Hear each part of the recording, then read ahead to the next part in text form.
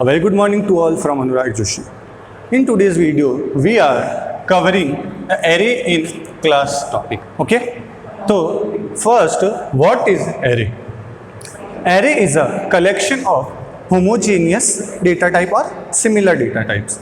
इसका मतलब अगर आप एक ही डेटा टाइप्स के वेरिएबल्स मल्टीपल वेरिएबल्स बनाना चाहते हैं एक प्रोग्राम के अंदर तो आप एरे का यूज़ करते हैं. Okay. Then next question arises in our mind is why we use array. So suppose we have a condition. So अगर आपको एक क्लास के अंदर 50 स्टूडेंट्स हैं, ओके, और आपको उनके मार्क्स का एवरेज निकालना है, तो आप सबसे पहले क्या करेंगे? नॉर्मल अगर अपन सोचें तो हम क्या करेंगे, एक प्रोग्राम बनाएंगे जिसके अंदर सबसे पहले 50 वेरिएबल्स बनाएंगे. समझ लीजिए मैं बनाता हूँ मार्क्स 1, मार्क्स 2, फ्लोट टाइप. ऐसे करके मैं कितने बनाऊंगा वेरिएबल्स? मार्क्स 50 तक 50 वेरिएबल्स बनाऊंगा पहले प्रोग्राम के अंदर, ठीक है ना. फिर इनका एवरेज करूंगा बाई 50 करके, वो बात की बात है. तो आप मेरे को एक चीज़ बताइए, क्या ये करना सही है? क्या इतना बड़ा कोड लिखना एक नॉर्मल सी चीज़ के लिए फिजिबल है क्या? नहीं. इसलिए यहाँ पे एरे का कॉन्सेप्ट यूज़ करते हैं अपन. एरे हमको क्या करता है, एक ऐसी चीज़ प्रोवाइड करता है जिससे आप क्या कर सकते हो, सिर्फ एक ही वेरिएबल बनाइए. भले आपके 50 स्टूडेंट्स हैं, 100 स्टूडेंट्स हैं, we have to create only one variable. With in that we can use all the 50 और 100 स्टूडेंट्स. ओके. तो अब हम इसका सिंटैक्स देखते हैं कि एरे क्रिएट कैसे होता है. So syntax is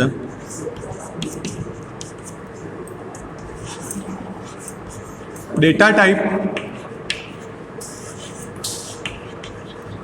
array name and then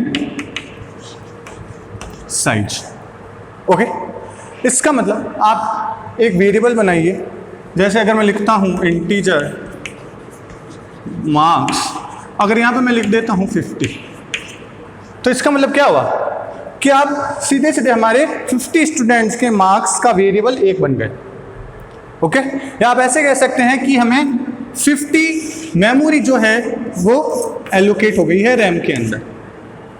second thing, array के अंदर सारे वेरिएबल्स कंटिन्यूस लोकेशन पे स्टोर होते हैं. आई बात समझ में? जैसे मैं अगर एक वेरिएबल बनाता हूँ, जैसे मार्क्स नाम का वेरिएबल बनाया, और अगर यहाँ पे मैं कहता हूँ मेरे को 10 स्टूडेंट्स का डेटा स्टोर करना है, ओके, तो जैसे ही मैंने ये वेरिएबल बनाया तो क्या होगा, रैम के अंदर, ये समझ लीजिए मेरी रैम है, इस रैम के अंदर क्या होगा, 10 मेमोरी ब्लॉक्स बन जाएंगे. ओके. अब सपोज करिए सेकेंड थिंग, इसके अंदर जो इंडेक्सिंग होती है वो 0 से स्टार्ट होती है. ये आपको याद रखना है कि जो इसकी इंडेक्सिंग होती है वो कहाँ से स्टार्ट होती है, 0, 1, 2, 3, 4 इस तरह करके ये 9 तक चलेगा. इसका मतलब 0 से लेके 0 to size -1 is the index value. Okay. यहाँ तक कोई प्रॉब्लम नहीं. अब अपन वापस इस बात पे आते हैं कि जो मेमोरी एलोकेट होती है वो कैसी होती है, कंटिन्यूस फॉर्म में होती है. तो समझिए यहाँ पे मेरी इसकी मेमोरी लोकेशन है 2000D. देन यहाँ पे कितनी हो गई, 2002D. देन यहाँ पे 2004D. ऐसे ऐसे करके ये एलोकेट होगी. तो अब आपके माइंड के अंदर क्वेश्चन आ रहा होगा कि सर आपने यहाँ पे 2000 लिखा, फिर 2002 लिखा, ये मतलब 2 का डिफरेंस क्यों आया? ओके. तो हमें पता है कि जो इंट डेटा टाइप है हमारा, जो इंट डेटा टाइप है वो क्या करता है, 2 बाइट की मेमोरी एलोकेट करता है. इसलिए जब हम यहाँ पे स्टोर करेंगे एलिमेंट्स तो वो 2 के गैप से स्टोर होंगे. ओके. यहाँ तो कोई प्रॉब्लम नहीं. चलिए अब हम बात करते हैं कि कैसे हम एरे को इनिशियलाइज कर सकते हैं. So we have to initialize our array in very simple form. You have nothing to do. Int suppose हमारा वेरिएबल हमने एरे बनाया मार्क्स नाम का, इसके अंदर मैं साइज दे देता हूँ 5. ओके. अगर अब मैं यहाँ पे 5 वैल्यूज डालता हूँ, जैसे मैंने डाला 92, 67, 76, 95, 100 कर्ली ब्रेसेस के अंदर, ये चीज़ याद रखें. तो अब यहाँ पे क्या हुआ कि हमारे मार्क्स 5 के अंदर 5 वैल्यूज एलोकेट हो गई है. और ये कैसे स्टोर होंगी हम देखिए। इनके इंडेक्स वैल्यू क्या होगा, जो मेरा 92 है इसका इंडेक्स वैल्यू क्या होगा 0, इसका क्या होगा 1, इसका क्या होगा 2, क्योंकि मैंने आपको अभी बताया था कि एरे के अंदर कैसे स्टोर होता है, 0 से स्टार्ट होता है। ठीक है, तो अब सपोज करिए कि मेरे को पूछे कि आपके मार्क्स 2 की वैल्यू क्या है। अगर मेरे को प्रिंट करवानी हो तो मैं लिखता हूँ सी आउट, यहाँ पे अगर मैं लिखता हूँ मार्क्स 2, ओके, तो इसका आउटपुट क्या होगा, इसका आउटपुट क्या 0, 1 और 2 पे वैल्यू क्या है 76, तो आउटपुट हमारे पास क्या आ जाएगा 76 आ जाएगा। ओके, ये होता है आपका एरे। चलिए अब हम इसका एक छोटा सा प्रोग्राम देख लेते हैं कि एरे वर्क कैसे करता है। सपोज करिए हम एक प्रोग्राम बनाए नॉर्मल सा, hash include iostream.h, then hash include conio.h, then void main, यहाँ पे मैं बनाता हूँ जैसे इंटीजर मार्क्स 5, यहाँ मैं लिख दिया 92, 67, 75, 42, ठीक है। फिर मैं यहाँ लिखता हूँ C out, sir for loop लगाते हैं, for i equals to 0, i is less than, अगर मैं 5 लिखता हूँ और i प्लस प्लस, ओके। इसके अंदर सी आउट मेरे को क्या करवाना है, मार्क्स की वैल्यू प्रिंट करवानी है। मैं लिख देता हूँ मार्क्स i, ठीक है ना, और इसको क्लोज कर देता हूँ। यहाँ पे अपन को एक और वेरिएबल बनाना पड़ेगा इंटीजर i। अब यहाँ पे आप देख सकते हैं मैंने यहाँ पे साइज कितनी दी है 5, बट मैंने यहाँ पे वैल्यूज कितनी असाइन करी है 1 2 3 4। तो ये अपन कर सकते हैं एरे के अंदर, अगर आपकी जितनी साइज है उससे कम वैल्यू अगर आप एलोकेट करना चाहते हैं कर सकते हैं, बट इससे ज़्यादा कभी नहीं कर सकते। ये चीज़ आपको ध्यान रखनी है, ठीक है ना। तो अब ये प्रोग्राम कैसे परफॉर्म करेगा, सबसे पहले iostream.h हमको पता है किस लिए यूज आता है, इनपुट आउटपुट stream.h के लिए। फिर एक कंसोल इनपुट आउटपुट, अगर आप लोग यहाँ पे गेट ch फंक्शन या क्लियर स्क्रीन फंक्शन यूज करना चाहते हैं तो उसके लिए अपने conio.h लिख दिया, ठीक है। अब कंपाइलर सबसे पहले कहाँ पे आएगा, मेन फंक्शन के अंदर आएगा। यहाँ पे इसने क्या देखा, सबसे पहले इंट i, इसका मतलब i के अंदर रैम के अंदर i नाम का एक वेरिएबल है जिसको कुछ मेमोरी एलोकेट कर देगा, ठीक है। फिर मैंने लिखा इंट मार्क्स 5। जैसे ही यहाँ पे उसने ये देखा तो कंपाइलर सोचेगा अरे भाई साहब यहाँ पे तो इसने क्या करा, एक एरे बनाया, ठीक है ना। तो उसको पता चल गया यहाँ पे एक एरे बनाया, तो वो हाथों हाथ क्या करेगा, मेमोरी के अंदर 5 ब्लॉक्स बना देगा, ठीक है ना, कंटिन्यूस लोकेशन पे। देन अब यहाँ पे हमने फॉर लूप लगाया। अब फॉर लूप में अपन क्या लिख रहे हैं कि i equals to 0, i is less than 5, ठीक है ना। i की वैल्यू 0 से असाइन कर दी। अब मैंने क्या लिखा, 0 इज लेस देन 5, कंडीशन मेरी ट्रू है, अंदर इंसर्ट करेगा सी आउट करना मार्क्स ऑफ i, ठीक है ना। तो i की वैल्यू क्या है, मतलब मार्क्स ऑफ 0, ठीक है ना। यहाँ पे देखना मैंने लिखा मार्क्स ऑफ 0, तो हमें पता है कि इंडेक्सिंग एरे की कैसे स्टार्ट होती है 0 से, तो मार्क्स ऑफ 0 की वैल्यू हमारे पास अब देखें 0 1 2 3, तो यहाँ पे 0 की वैल्यू कितनी है 92, ठीक है। तो आपको सीधा सीधा 92 प्रिंट करके दे देगा। अब यहाँ पे इसके नीचे कुछ है नहीं है, टर्मिनेट करा, वापस यहाँ पे आएगा i प्लस प्लस, मतलब अपन क्या कर रहे हैं यहाँ पे इंक्रीमेंट कर रहे हैं। i की वैल्यू पहले 0 थी, अब कितनी हो जाएगी, i की वैल्यू 1 हो गई। अब वापस 1 is less than 5, condition is true, वापस इंसर्ट करेगा मार्क्स ऑफ 1, मार्क्स वैल्यू कितनी है 67, ओके। तो इस तरह से ये आपके 92 67 75 42 ये आपको एक पूरा रो या कॉलम के अंदर वैल्यूज प्रिंट करके दे देगा, ओके। तो एरे का कॉन्सेप्ट मैं सोचता हूँ आपका क्लियर हो गया होगा। चलिए अब हम बात करते हैं एरे इन क्लास की। बंद कर दो सर, अब जो चलिए अब हम बात करते हैं एरे इन क्लास प्रोग्राम। अगर आपको एक क्लास के अंदर एरे यूज़ करना हो तो हम कैसे करेंगे, ठीक है। तो सबसे पहले क्लास का तो हमको पता है कि क्लास क्या है कि यूज़र डिफाइंड डेटा टाइप होता है जिसके अंदर 3 चीज़ें होती है, एक्सेस मॉडिफायर, दूसरा डेटा मेंबर, तीसरा मेंबर फंक्शन। इन सब से आप फैमिलियर हैं अच्छे से, तो हम सीधा बात करेंगे कि एरे इन क्लास। ठीक है, तो सिंटैक्स आपको पता है, अभी मैंने बताया था, data type, array name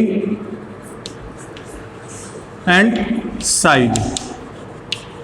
okay, तो चलिए अब हम पहला प्रोग्राम बनाते हैं अपना C++ के अंदर एरे विद इन क्लास। तो सबसे पहले आप लोग वही इंक्लूड करेंगे दो libraries that are hash include iostream.h and second one is hash include conio.h। Okay, अब यहाँ पे हम क्या कर रहे हैं कि पहले से ही साइज जो मैं बनाना चाहता हूँ वो पहले से मैं लिख देता हूँ। तो उसको लिखने का तरीका क्या है, आपको लिखना पड़ेगा हैश डिफाइन, और अब यहाँ पे आप जो भी लिखोगे वो आपकी क्या बन जाएगी, उसकी साइज बन जाएगी। ओके, तो मैं यहाँ लिखता हूँ हैश डिफाइन साइज 3। तो इसका मतलब अब मैं जो एरे बनाऊंगा उसकी जो मेरी साइज होगी, मैंने यहाँ पर डिफाइन क्या कर दी है 3, तो मेरे को बार बार उस बॉक्स के अंदर लिखने की जरूरत नहीं पड़ेगी। अभी बताता हूँ आपको कैसे। इतना हो गया, इसके बाद हमको क्या बनाना है, क्लास बनाना है। तो मैं एक क्लास बना रहा हूँ स्टूडेंट नाम की, ठीक है, स्टूडेंट नाम की क्लास बना रहा हूँ जिसके अंदर मेरे को स्टूडेंट का रोल नंबर और नाम चाहिए। तो मैं लिख देता हूँ रोल नंबर के लिए क्या होता है, इन रोल नंबर के लिए मैंने ROLL बनाया। अब क्योंकि ये क्या है, एक एरे बना रहे अपन, तो इसलिए यहाँ पे क्या लिखना पड़ेगा आपको, size. It indicates that it is a array. Okay, then second we have to create a variable for name, so character, then name, size, and suppose we want to give the size of a name as 20 only. Okay, तो आपको आप confuse नहीं होना कि ये size भी लिख दिया 20 लिख दिया, तो ये दोनों क्या है, ये देखिए, क्योंकि हमने एक कैरेक्टर टाइप का वेरिएबल बनाया है। तो मैंने आपको पहले भी बताया था कि अगर जब भी हम एक वेरिएबल बनाएंगे कैरेक्टर टाइप का, तो कुछ ना कुछ साइज देनी होती है, मैंने वो यहाँ पे दी है। और ये जो मैंने कैरेक्टर नेम साइज है, तो ये नेम साइज जो है ये मेरा क्या है, एरे है। ओके, या तो कोई दिक्कत नहीं है। अब नेक्स्ट मैं क्या करता हूं, मैं लिखता हूं पब्लिक। पब्लिक के अंदर मैं जैसे मेंबर फंक्शंस बनाता हूं, मैंने बनाया एक तो void get डेटा नाम का एक फंक्शन बनाया जो क्या करेगा, जो भी डेटा है वो लेके आएगा। और दूसरा मेरे को अब जो डेटा है उसको डिस्प्ले करवाना है, तो उसके लिए मैंने लिख दिया void display। ओके, तब आप देखिए यहाँ पे मैंने कोई भी एक्सेस मॉडिफायर नहीं लिया और यहाँ पे मैंने पब्लिक ले लिया। तो क्लास के अंदर अगर बाय डिफॉल्ट क्या होता है, अगर आप कोई भी एक्सेस मॉडिफायर नहीं लेते हैं तो बाय डिफॉल्ट वो क्या करता है, उसको प्राइवेट मानता है। ठीक है, चलिए अब फंक्शन भी हमने डिक्लेयर कर दिया और मेरी क्लास मैंने यहाँ पे क्लोज कर दी। ओके, यहाँ तक कोई प्रॉब्लम नहीं है। अब क्या होता है, सेकंड हमने एक फंक्शन डिक्लेयर कर दिया, तो हमने फंक्शन के अंदर क्या बढ़ाता है, 3 चीजें होती है, function declaration, function definition and function calling. Function declare तो हो गया, सेकंड स्टेप हमको क्या करना है, फंक्शन डेफिनेशन। तो अभी तक हमने क्या करा था, क्लास के अंदर ही डिफाइन करा था। But in the case of array, जब आप एरे के प्रोग्राम बना रहे हैं, तो आपको क्या करना पड़ता है कि वो जो फंक्शन होगा वो हम क्लास के बाहर डिफाइन करेंगे। ठीक है, with the help of scope resolution operator. ठीक है, तो अगर मैं लिखता हूँ क्लास क्या है अपनी स्टूडेंट, तो मैंने क्या लिखा, class student scope resolution operator. और यहाँ पे आपको क्या लिख देना है, जो आपका फंक्शन जिसको आप डिफाइन करना चाहते हैं। तो अब मैं कौन से फंक्शन को डिफाइन करना चाहता हूँ, यहाँ पे मैं चाहता हूँ गेट डेटा फंक्शन को डिफाइन करना। ओके, ये लिखा कर्ली ब्रेसेस। अब इसके अंदर हम क्या चाहते हैं कि जो भी हमारे स्टूडेंट का रोल नंबर और नेम है वो हम यूजर से इनपुट करवाना चाहते हैं। ठीक है, तो उसके लिए आपको क्या करना पड़ता है, सी आउट और सी इन का इस्तेमाल करना पड़ता है। अब देखिए स्कोप रिजोल्यूशन ऑपरेटर क्या है, मैंने आपको प्रीवियस वीडियो के अंदर इसको बता दिया है, अभी बताऊंगा तो वीडियो काफी लंबा हो जाएगा, तो अपन वो नहीं चाहते, सीधा अपन एरे इन क्लास के अंदर ही फोकस करेंगे अभी। तो ठीक है ना, अगर आपको स्कोप रिजोल्यूशन ऑपरेटर वापस समझना हो तो बता देना आप कमेंट्स के अंदर। ठीक है, तो अब हम देखते हैं, जो मैंने void student gate data function बनाया, इसके अंदर हमको क्या करना है, ये वैल्यूज मांगनी है यूजर से। तो उसके लिए हम वापस क्या यूज करेंगे, फॉर लूप। तो मैंने लिखा फॉर यहाँ पे मैं इनिशियलाइज करता हूँ पहले आई को, integer i equals to 0, i is less than size and i plus plus. Okay, इसके अंदर अब हमको क्या करना है, रोल नंबर और नेम दोनों लेने। तो इसके लिए सबसे पहले मैं क्या लिखूंगा, सी आउट एंटर योर नेम। ठीक है, सी इन के अंदर हम क्या करेंगे, नेम की वैल्यू लेनी है, तो हम लिखेंगे नेम वेरिएबल ऐसे लिखा है, नेम और आई। ओके, अभी आपको पूरा कोड लिखने के बाद समझाता हूँ। मैं ये वाला इस तरफ का रफ कर देता हूँ। ये तो नेम का हो गया। एज इट इज हम ऐसा किसके लिए बनाएंगे, रोल नंबर भी तो एंटर करवाना है, तो सी आउट हम यहाँ पे क्या लिख देंगे, enter roll number. Okay, then cin हमने इसके लिए क्या बनाया था, R O L L variable, roll of I. Okay, तब ये वर्क कैसे करेगा, पहले अपने इस फॉर लूप की बात करते हैं। हमको यहाँ पे क्या करना है, सिर्फ यूजर से इनपुट लेना है और इनपुट सिर्फ लेना अपनी गेट डेटा, मतलब हम यहाँ पे गेट डेटा का मतलब क्या है, सिर्फ अभी यूजर से हम इनपुट लेना चाहते हैं। ठीक है ना, तो यहाँ पे हमने फॉर लूप पे लिखा इंट आई इक्वल्स टू 0। तो आप ये चीज़ देखिए, अगर आपने पहले से आई वेरिएबल को इनिशियलाइज या क्रिएट नहीं करा है वेरिएबल, तो आप फॉर लूप के अंदर ही उसको क्रिएट कर सकते हैं। ठीक है, तो मैं क्या लिखते हैं, integer i equals to 0, i is less than size. मतलब साइज की वैल्यू अपने डिफाइन कितनी करी थी, 3। आई की वैल्यू यहाँ पे इनिशियलाइज किससे करी, हमने 0 से। ठीक है, तो मैं यहाँ क्या लिख देता हूँ, 0 is less then 3, condition true, अंदर इंसर्ट करेगा सी आउट एंटर योर नेम। तो सी आउट हमको पता है किसके लिए यूज आता है, कंसोल स्क्रीन पे शो करवाने के लिए कोई भी मैसेज, तो एज इट इज लिखा हुआ आ जाएगा। अब यहाँ पे क्या है, सी इन नेम आई, तो आई के अंदर अब क्या हो जाएगी, आई की वैल्यू कितनी है, 0। तो नेम ऑफ 0 के अंदर मतलब आप जो भी इंसर्ट करोगे, अगर जैसे आप अनुराग इंसर्ट करते हो तो वो कहाँ स्टोर होगा, नेम ऑफ 0 के अंदर स्टोर हो जाएगा। ठीक है, then I C out enter roll number, enter roll number लिखा हुआ आएगा आपके पास, फिर रोल ऑफ आई, तो मतलब यहाँ पे रोल ऑफ 0, यहाँ पे आप जो भी एंटर करोगे वो आ जाएगा। जैसे मैं लिखता हूँ 101, तो ये क्या आ जाएगा, रोल नंबर, और यहाँ पे क्या आ जाएगा, अनुराग। अब इसके बाद कुछ है नहीं है, टर्मिनेट करा आई प्लस प्लस, तो 0 से वैल्यू कितनी हो जाएगी, 1। अब वहाँ वापस यहाँ पे आएगा, आई की वैल्यू कितनी होगी, 1। 1 is less then 3, condition true, वापस जाएगा नेम ऑफ 1। आप जो भी इंसर्ट करवाना चाहते हैं करवा सकते हैं। ओके, तो इस तरह से आपका ये वाला फॉर लूप काम करेगा। ठीक है, अब हम दूसरा बनाएंगे डिस्प्ले फंक्शन का डेफिनेशन पार्ट। ठीक है, वापस वही करना है। सबसे पहले आपको क्या लिखना है, जो भी आपका क्लास का नाम है, जैसे है मेरा क्लास स्टूडेंट,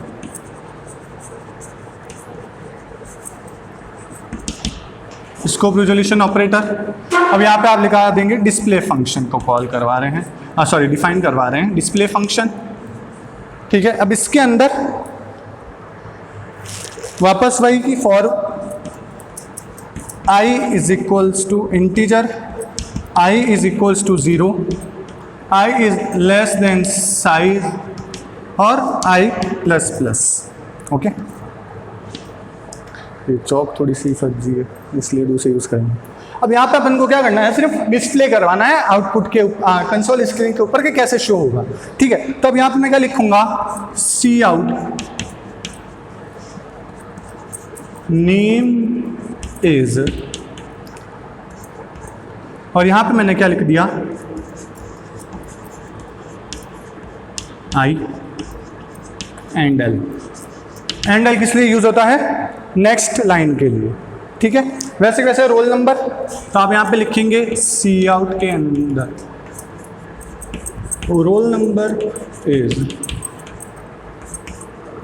स्मॉल, क्योंकि हमने स्मॉल लिखा है, आई है ये। ठीक है ना, एंड एल।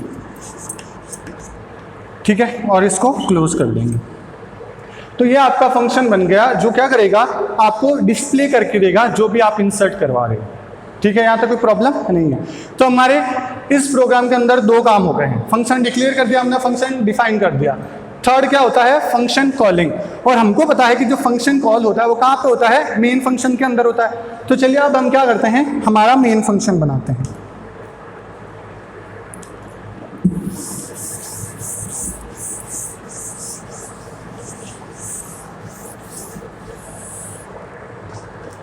सबसे पहले मेन फंक्शन बनाया मैंने, वॉइड मेन।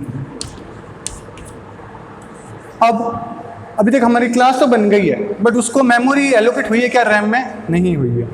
तो हमें अगर जो हमारा क्लास बना है उसको मेमोरी एलोकेट करवानी, तो उसके लिए क्या करना पड़ेगा, उस क्लास का सबसे पहले एक ऑब्जेक्ट बनाना पड़ता है, ठीक है ना। तो ऑब्जेक्ट कैसे बनाएंगे, हमको क्या करना है, सबसे पहले क्या लिखना है, क्लास का नाम। क्लास का नाम हमारा क्या था, स्टूडेंट। मैंने लिखा स्टूडेंट, थोड़ा सा स्पेस दीजिए और आप कुछ भी लिख, मैं लिख देता हूँ STD, ठीक है, STD। तो मेरा ये STD अब क्या बन गया, इस क्लास का ऑब्जेक्ट बन गया, ठीक है। अब नेक्स्ट हमको क्या करना है, जो हमारे क्लास के अंदर फंक्शंस हमने क्रिएट करे थे उनको कॉल करवाना है। तो कॉल करवाने का तरीका क्या होता है, मैंने आपको पहले भी बताया, आपको कुछ नहीं करना, सिर्फ ऑब्जेक्ट जो बनाया है डॉट करके जो भी आपका फंक्शन है वो मेंबर फंक्शन उसको लिख देना है, जिससे आप कॉल करवा सकते हैं। तो अब यहाँ पे हमारे पास कौन कौन से दो फंक्शंस थे हमने बनाए। सबसे पहला क्या था, gate data function, gate data function, okay. ये ऐसे कॉल होगा क्या, नहीं होगा, हमें क्या लिखना पड़ेगा, इसके आगे इसका ऑब्जेक्ट। तो हमने लिखा STD dot gate data function, फिर हमने लिख दिया STD dot display function, okay. और आखिर में गेट CH फंक्शन, क्योंकि हम स्क्रीन को होल्ड करवाना चाहते हैं, ठीक है। तो यहां तक अब आपका क्या होगा, STD dot gate data function. तो ये प्रोसेस कैसे करेगा, हमको सबको पता है। सबसे पहले क्या होगा, मेन फंक्शन के अंदर जाएगा हमारा कंपाइलर, वहां पे उसने क्या देखा, स्टूडेंट का एक STD मतलब एक क्लास बनी हुई है। अब यहाँ पे STD डॉट गेट डेटा मतलब ये गेट डेटा फंक्शन को कॉल करवा रहा है। तो गेट डेटा फंक्शन जो हमने देखा था वो फॉर लूप चलाएगा, उसके हिसाब से ये वर्क करेगा, ठीक है। अगर आप इसको कंट्रोल F9 और ऑल्ट F9 करेंगे तो उसके बाद कंसोल स्क्रीन पे जो आपका आउटपुट आएगा वो कुछ इस तरह से आएगा। मैं आपको इधर बता देता हूँ। सबसे पहले आएगा आपके पास, हमने गेट डेटा के अंदर क्या लिखा था, एंटर नेम, तो लिखा हुआ आएगा एंटर नेम। फिर हमने इन के अंदर क्या लिखा था, नेम ऑफ आई। तो आई के अंदर 0 कुछ भी आप इंसर्ट करवा सकते हैं। अगर मैं लिखता हूँ अनुराग, ओके। देन सेकंड था एंटर रोल नंबर, और मैंने यहाँ लिखा जैसे 101, ठीक है। तो आप जब इतना हो जाएगा फिर क्या होगा, गेट डिस्प्ले फंक्शन में आएगा। गेट डिस्प्ले फंक्शन में आते ही आपको अनुराग और 101 प्रिंट करके दे देगा, ओके। तो ये है हमारा array with in a class program. आपको इससे रिलेटेड अगर कोई भी प्रॉब्लम हो तो आप बेझिझक पूछना है, बहुत इंपॉर्टेंट टॉपिक है और ये एग्जाम में आने लायक है, ठीक है। Okay, thank you, have a nice day, all the best.